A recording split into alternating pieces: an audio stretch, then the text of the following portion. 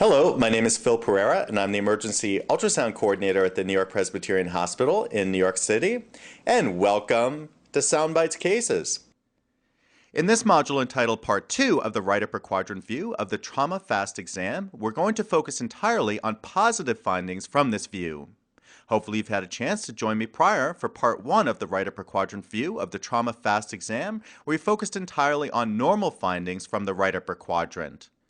And hopefully have a chance to join me back as we go through the left upper quadrant and suprapubic views of the trauma FAST exam.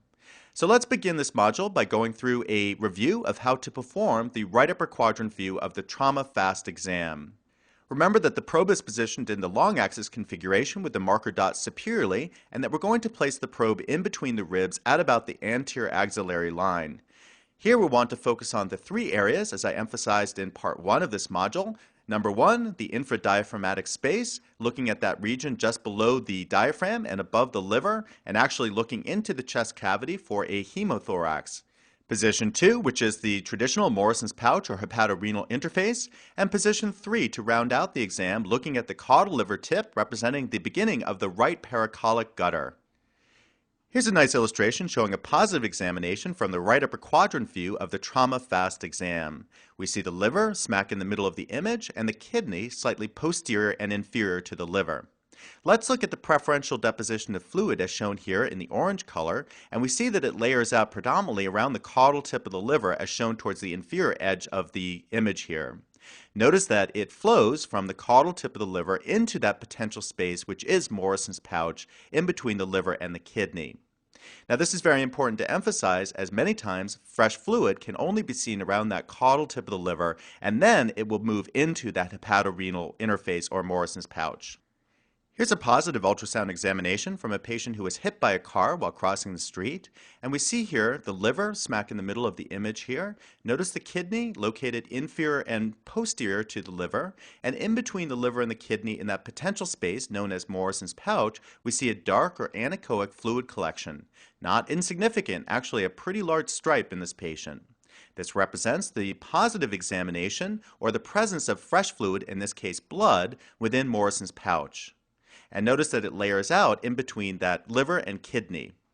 To emphasize the point that a complete right upper quadrant view includes looking at the caudal tip of the liver, let's examine this video clip from another trauma patient. If we look at the hepatorenal interface there, we fail to see the presence of any fluid, but as we move the probe inferiorly, we see that the caudal tip of the liver, as shown right there, is well outlined by fluid.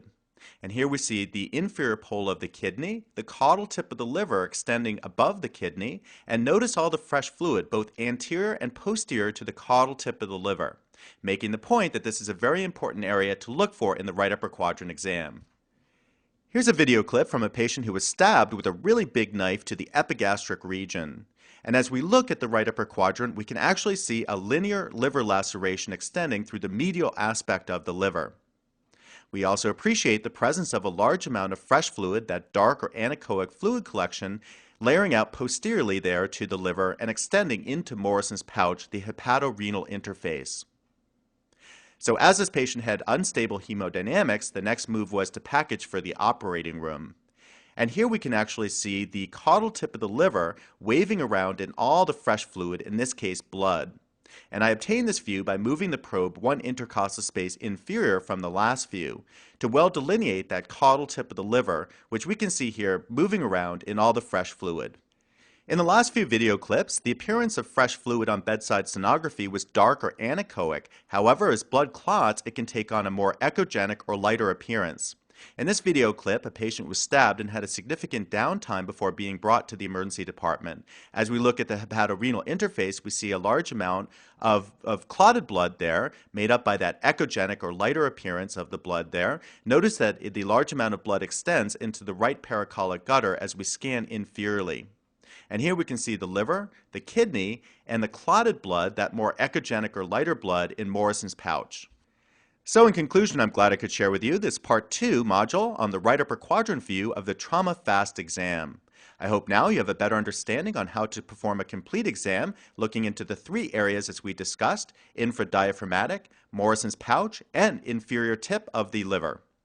And hopefully now you'll be able to discern the presence of fresh blood versus clotted blood on bedside sonography. So I hope to see you back as Sano Access continues and as we move further through the other views of the Trauma FAST exam.